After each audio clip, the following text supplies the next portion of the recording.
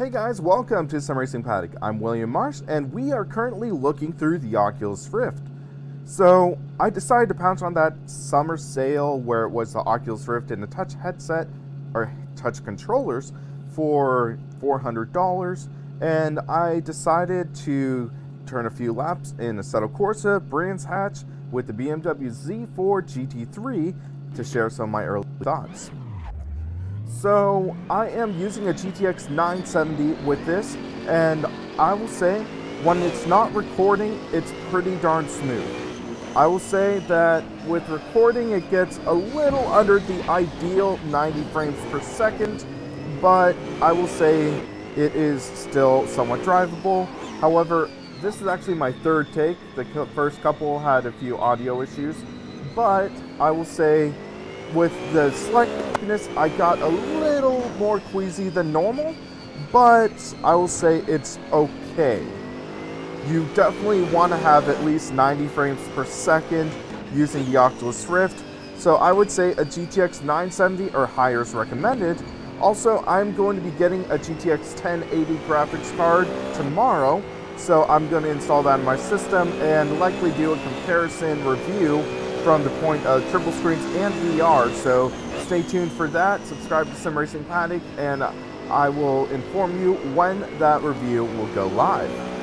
That will likely be in a few weeks or so. I want to give adequate time to test it, but I will say that will be an exciting thing to cover. In terms of VR now, I've been a bit of a skeptic.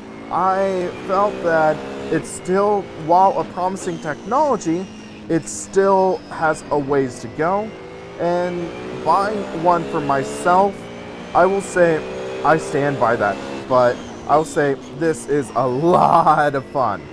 I will say this definitely could be the next generation for sim racing. The immersion factor is totally there. This is definitely one of the most immersive experiences I have had.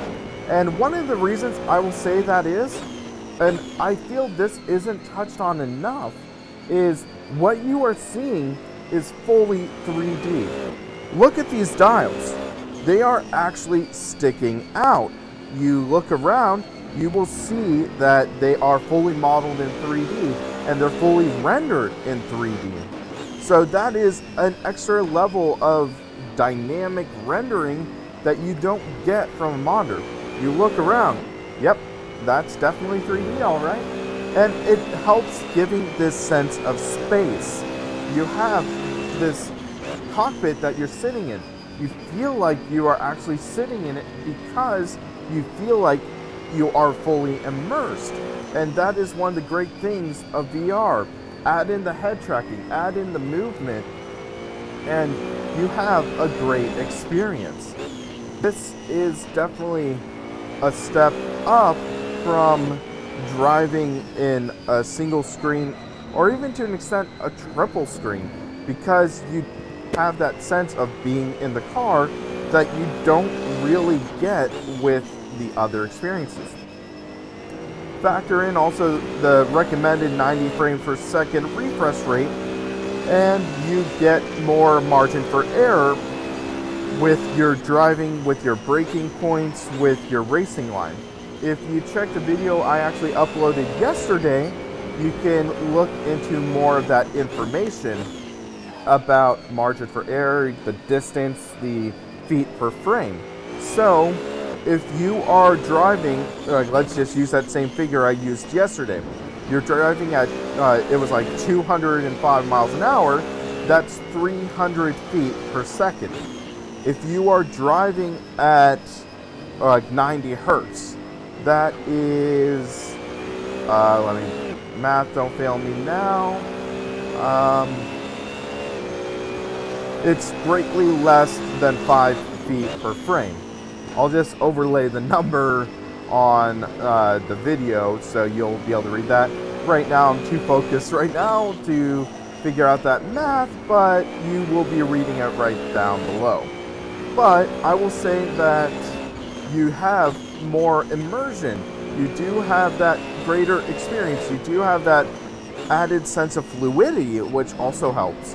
and that just combines and makes the virtual reality a great platform. Granted, it is still not perfect, as mentioned before. The binocular effect is there, and that eliminates peripheral vision. The screen door effect is still alive, and I won't say well, but it's still present. That is not going to go away with this current generation. However, with us seeing advancements in curved screens, with us seeing higher resolution displays being produced, I could see, in theory, a future generation with a curved 4K display in a virtual reality headset, and that eliminates a lot of the problems we have. And I am excited to see that future. And I will say it for now, I am enjoying the Oculus Rift. I would love to hear your thoughts on the Oculus Rift.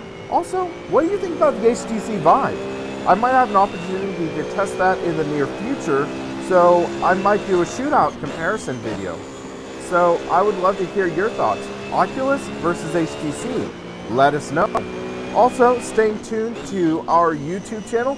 Hit that like and subscribe button down below. Help keep us on track. And also stay tuned for some future exciting videos. Also, check out simracingpaddock.com, where we are also discussing the upcoming Sim Racing System Championship, which will be featuring the Mazda 787B. It'll be a semi-historic-ish series that we should have a lot of fun in. So check out simracingpaddock.com. Also check out Sim Racing System for more information on the championship. For the Sim Racing Paddock, I'm William Marsh, and you have a great rest of your day. I apologize if I'm not pointing at the camera.